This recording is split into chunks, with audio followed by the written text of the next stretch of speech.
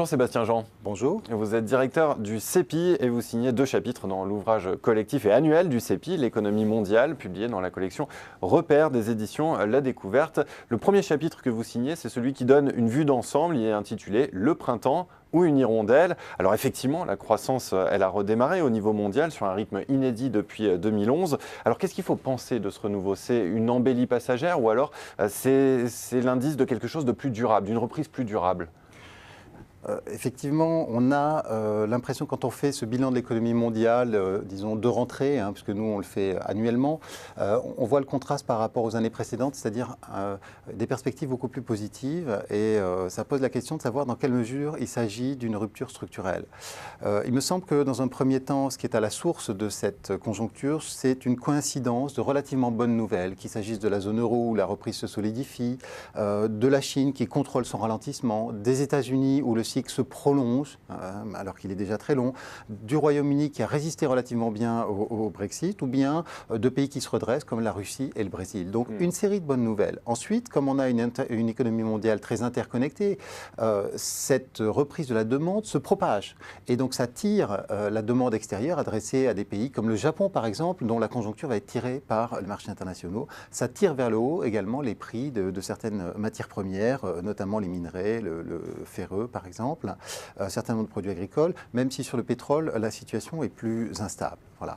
Donc ça change, disons, la nature des questions, ça donne notamment une relance de la demande, une relance de l'investissement qui dénote par rapport aux années précédentes et ça change la nature des questions qu'on est en train de se poser sur l'économie mondiale, moins à propos de la déflation, plus à propos de la sortie des politiques monétaires non conventionnelles. Alors on y reviendra, mais avant cela, la conjoncture a aussi été marquée par un rebond du commerce mondial. Est-ce qu'il faut y voir un indice d'un retour au dynamisme qui prévalait avant crise?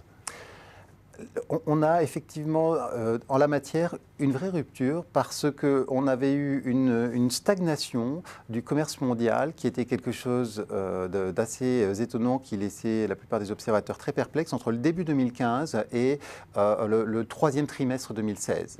Et ça faisait se demander si on était face à une stagnation durable, voire même à une inversion de tendance qui aurait pu ensuite déboucher sur une baisse du commerce international. Ça n'a pas été le cas parce qu'il y a eu un rebond assez net fin 2016 qui donne des taux de croissance qui, disons, quand on les prend sur une période relativement courte, peuvent paraître relativement spectaculaires. Il me semble que pour interpréter cette tendance, il faut prendre du recul. Et là, on voit que depuis la mi-2011, on a un commerce mondial en volume qui a augmenté à 2,4% en moyenne, c'est-à-dire tout à fait en phase avec le rythme de croissance du produit intérieur brut. Donc, on n'est plus dans l'avant-crise où on avait un commerce qui augmentait 2 fois plus vite que le PIB. Mais on est dans un certain parallélisme et il y a eu un à-coup conjoncturel, ralentissement il y a 2 ans, reprise maintenant qui compense ce creux conjoncturel.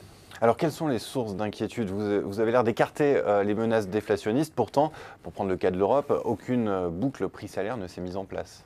Alors, je crois que, disons, quand on prend un peu de recul, sans écarter complètement la menace déflationniste, il me semble que la nature des questions qui se posent est radicalement différente de ce que ça pouvait être il y a 2 ans, quand on avait l'impression justement qu'on était au bord de la déflation. Et plus récemment, on a eu des indices d'inflation qui sont remontés, une demande qui repart, et la nature des questions qu'on se pose, ça n'est plus tellement est-ce que, jusqu'à quand, enfin disons, est-ce que les banques centrales vont faire plus en termes de politique monétaire pour accélérer la croissance, mais plutôt quand et comment est-ce qu'elles vont sortir de leur politique non conventionnelle, sachant que ce sera un exercice très délicat. Dans le même temps, vous le soulignez, il y a un mystère, enfin des questionnements profonds pour savoir pourquoi les salaires ne réagissent pas plus à la baisse du chômage. C'est vrai en particulier aux États-Unis et en Allemagne. Aux États-Unis, on a un taux de chômage qui est inférieur à 4,5%, qui est inférieur à ce que tout le monde estime être le taux de chômage structurel des États-Unis, et pourtant l'inflation est inférieure à 2%. En Allemagne, le chômage est très faible également et les salaires ont commencé à accélérer, mais finalement relativement lentement, relativement tard. Donc la question, c'est est-ce qu'il faut considérer qu'il y a durablement une déformation de cette relation entre le chômage et l'inflation qu'on appelle la courbe de Phillips? Est-ce qu'il y a un aplatissement de cette courbe et pourquoi? Est-ce que ça serait par exemple un affaiblissement du pouvoir de négociation des travailleurs à cause de la mondialisation, de la concurrence internationale, à cause du progrès technique éventuellement? Est-ce qu'il y a des problèmes de mesure? Est-ce qu'il y a un affaiblissement aussi de la position des travailleurs liés à cette sorte de halo de non-activité qui est particulièrement net aux États-Unis, où le taux d'activité a beaucoup descendu depuis la crise. Voilà, et puis également, est-ce qu'éventuellement c'est quelque chose de tout à fait transitoire et qui retarde simplement l'accélération des salaires? Ce sont des questions profondes.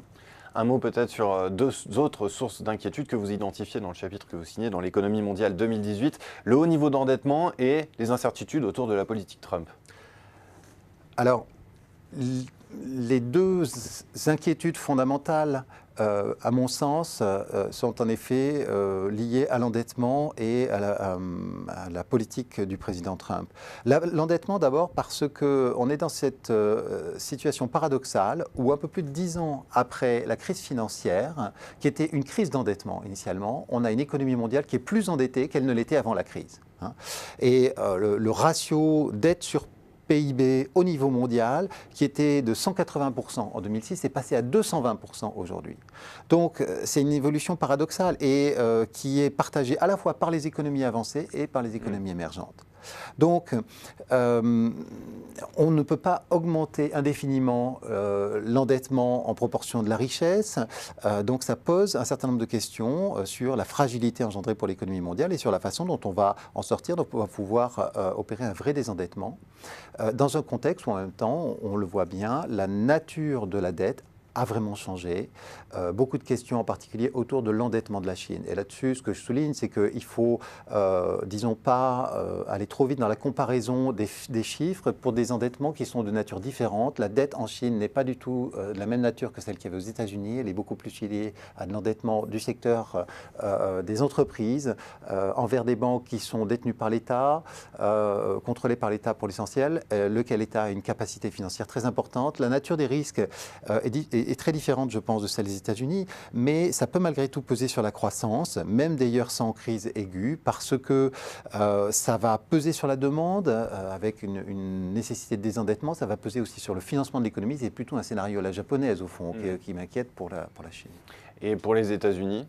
Pour les États-Unis, on l'a vu, un président américain particulièrement imprévisible. Or, les États-Unis continuent à jouer un rôle pivot dans l'économie mondiale et en particulier dans la finance mondiale. Ce sont eux qui donnent le là. Enfin, jusqu'à présent, c'est plutôt l'optimisme qui a prévalu depuis son élection. Oui, mais simplement, on a maintenant une source d'incertitude qui vient justement du cœur du système. On le voit si on compare la situation présente à la situation au début de l'été. Au début de l'été, l'inquiétude était en particulier liée aux réformes budgétaire et fiscale du président Trump, parce qu'il était en train d'organiser une relance qui était vraiment à contre-temps, au moment justement où le taux de chômage américain est si faible. Donc laquelle relance aurait eu toute chance de relancer l'inflation plus que l'activité et éventuellement aussi déséquilibrer le système financier en faisant monter le dollar. 2 mois plus tard, qu'est-ce qu'on constate?